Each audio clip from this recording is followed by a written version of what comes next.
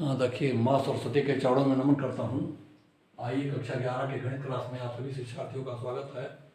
देखें एक्सरसाइज 14.4 का question number 1, 2, 3 और 4, 1 से 4 तक के प्रश्नों का उत्तर इसमें दिया गया है। एक्सरसाइज 14.4 है। क्वेश्चन नंबर 1, 2, 3 व 4 का हल। अब आप देखें, प्रश्न संख्या पहले 1 देख लें। निम्नलिखित कथनों को वाक्यांश यदि तो का प्रयोग करते हुए 5 भिन्न रूपों में इस प्रकार लिखिए कि उनके अर्थ समान हो। यानी 5 वाक्यांश आपको लिखना है जिसमें यदि और तो का प्रयोग हो और उनके अर्थ समान हो। तो विषय गणित है लेकिन लिखना है आपको हिंदी में है। देखिए क्या लिखेंगे। पहला, यदि एक प्राकृतिक संख्या विषम है तो उसका वर्ग भी विषम है। ये आपको दिया गया है। अब 5 वाक्य, इसके 5 वाक्यांश बनाने हैं कि इसका अर्थ जो है ठीक यही निकले जो आपको दिया गया है। दिया गया है यदि एक प्राकृतिक संख्या विषम है तो उसका वर्ग भी विषम है। देखिए पहला, देखिए क्या बनाया गया। यदि एक प्राकृतिक संख्या विषम है तो अंतर्भाव है उसका वर्ग भी विषम है, क्योंकि जैसे विषम संख्या आप कहेंगे तो मन में भाव आ जाएगा कि इसका वर्ग भी विषम आना चाहिए। जैसे 3 का वर्ग करेंगे 9, 7 का वर्ग 49, इस तरीके से आप देखेंगे तो एक अंतर्भाव होता है कि उसका वर्ग भी विषम है। तो एक अर्थ तो यही निकल गया आपका जो उससे समान अर्थी है। दूसरा देखिए, यदि कोई प्राकृतिक संख्या विषम नहीं है तो उसका वर्ग भी विषम नहीं है।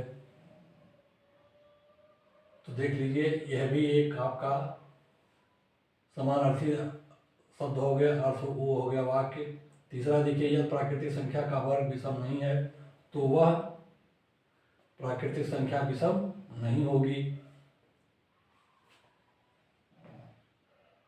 चौथा देखिए, प्राकृतिक संख्या विषम है तो इसके लिए अनिवार्य है कि उसका वर्ग भी विषम हो। ये देखिए उसका भी अर्थ उसी तरह से निकल रहा है ऊपर वाले वाक्य की तरह। पांचवा देखें, एक प्राकृतिक संख्या का वर्ग विषम है, इसके लिए अनिवार्य है कि उसका वर्ग भी विषम हो। अगला देखें, एक प्राकृतिक संख्या का वर्ग विषम है, इसके लिए यह पर्याप्त होगा कि वह प्राकृतिक संख्या विषम है। क्वेश्चन नंबर 2 देखें। ये देखिए 5 वाक्य, पहला, दूसरा, तीसरा, चौथा, 5वां, ये 5 वाक्य लिखे गए जिनका अर्थ आपके दिए गए अर्थ से मिल रहा है। समानार्थी पांचों हैं। क्वेश्चन नंबर 2 देखें। क्वेश्चन नंबर 2, निम्नलिखित कथनों का प्रतिधनात्मक और विलोम कथन लिखिए। पहला है, यदि x एक अभाज्य संख्या है तो x एक विषम है। अब इसका लिखना है आपको हल। तो हल देखिए इसका यहाँ दिया गया है क्वेश्चन नंबर 2 का। ये देख लें, क्वेश्चन नंबर 2 का हल है ये। प्रश्न वहाँ नीचे है, यहाँ हल है हल प्रतिधनात्मक। इसका प्रतिधनात्मक कथन देख लें। यदि x संख्या विषम नहीं है तो x अभाज्य नहीं है। ये क्या हुआ, प्रतिधनात्मक कथन है। प्रतिधनात्मक कथन क्या है, यदि x संख्या विषम नहीं है तो x अभाज्य नहीं है। आगे देखें, विलोम कथन इसका क्या होगा। यदि x एक संख्या विषम है तो x एक अभाज्य संख्या है।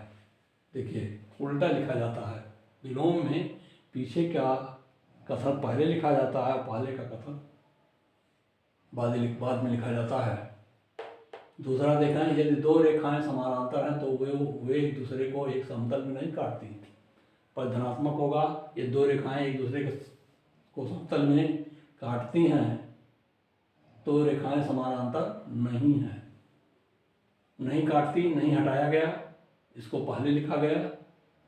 और एक दूसरे के समानांतर है, समानांतर नहीं है लिखा गया। देखिए कि नहीं को हटा करके यहाँ लगा दिया गया, ये धनात्मक कथन हो गया। विलोम कथन इसका होगा यदि दो रेखाएं एक दूसरे को समतल में नहीं काटती हैं तो रेखाएं समानांतर नहीं है।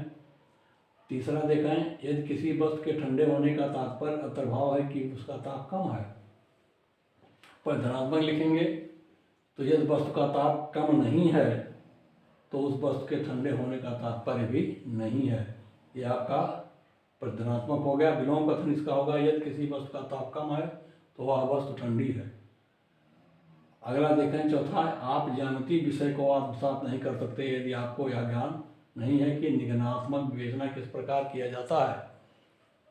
तो निगनात्मक विवेचना पर है निर्भर, तो प्रधनात्मक कथन इसका क्या लिख देगा आपका, यदि आपको निगनात्मक निगमनात्मक विवेचना करने का ज्ञान है तो आप ज्यामिति विषय को आत्मसात कर सकते हैं।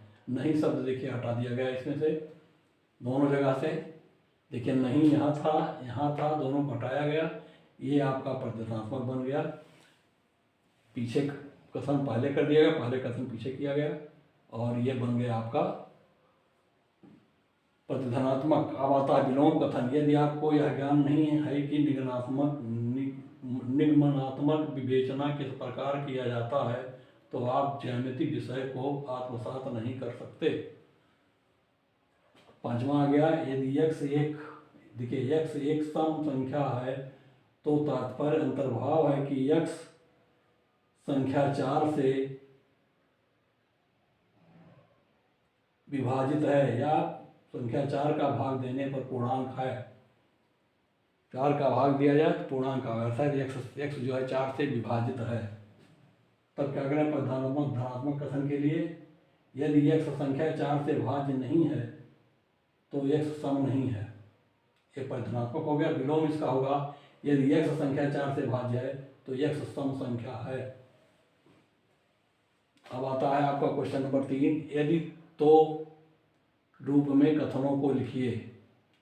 तो पहला कथन, आपको नौकरी मिलने का तात्पर्य है कि आपकी विश्वसनीयता अच्छी है। यदि आप हाल देखिए इसका, यदि आपको नौकरी मिल गई है तो आपकी विश्वसनीयता अच्छी है। दूसरा देखिए, केले का पेड़ फूलेगा यदि वह 1 माह तक गर्म बना रहे। हल इसका देखिए, यदि केले का पेड़ 1 माह तक गर्म बना रहे तो केले का पेड़ फूलेगा। तीसरा देखिए इसी का, एक चतुर्भुज समांतर चतुर्भुज है यदि उसके विकर्ण एक दूसरे को समद्विभाजित करते हैं। हल कि यदि किसी समांतर चतुर्भुज के विकर्ण समद्विभाजित करते हैं तो वह एक समांतर चतुर्भुज है। यदि और तो के रूप में लिख दिया गया। ये देखिए तीनों यदि और तो के रूप में तीनों प्रश्नों का उत्तर दिया गया है। यदि और तो लगाकर आगे देखिए क्वेश्चन नंबर 4, देखिए ध्यान से, ये प्रश्न संख्या 4 है, यहीं से स्टार्ट है क्वेश्चन नंबर 4। निम्न कथनों ए और बी में प्रतिधनात्मक और विलोम कथन पहचानिए। कथन दिया हुआ है, आपको केवल पहचान कर लिख देना है। ये देखिए, यदि आप दिल्ली में रहते हैं तो आपके पास जाड़े के कपड़े हैं, ये कथन है। ये इसका पहला भाग लिखा गया, यदि आपके पास जाड़े के कपड़े नहीं हैं तो आप दिल्ली में नहीं रहते हैं। देखिए प्रतिधनात्मक कथन, ए का पहला पार्ट जो है प्रतिधनात्मक कथन है। अब देखिए ए का पहला पार्ट फर्स्ट, ए का फर्स्ट प्रतिधनात्मक कथन है। अब ए का दूसरा पार्ट लिखा जा रहा है। देखिए, यदि आपके पास जाड़े के कपड़े हैं तो आप दिल्ली में रहते हैं, इसका हाल देखिए। एक का दूसरा पार्ट विलोम है, यानी विलोम कथन दूसरा पार्ट। बी देखिए खंडौर दिया हुआ है, यदि एक समानांतर चतुर्भुज, एक चतुर्भुज समानांतर चतुर्भुज है। देखिए एक चतुर्भुज समानांतर चतुर्भुज है, पढ़ने का ढंग देख लीजिए। यदि एक चतुर्भुज समानांतर चतुर्भुज है तो उसके विकर्ण एक दूसरे को समद्विभाजित करते हैं। पहला देखिए, यदि किसी चतुर्भुज के विकर्ण समद्विभाजित नहीं करते हैं तो वह समांतर चतुर्भुज नहीं है, ये प्रतिधनात्मक है, पहचान लीजिए। प्रतिधनात्मक कथन दोनों जगह नहीं लगा हुआ है, पीछे का पार्ट पहले लिखा गया और पहला पार्ट पीछे लिखा गया है, नहीं लगा कर लिखा गया। दूसरा देखिए, यदि समांतर चतुर्भुज के विकर्ण एक दूसरे को समद्विभाजित करते हैं तो वह समांतर चतुर्भुज है, ये विलोम कथन है। धन्यवाद।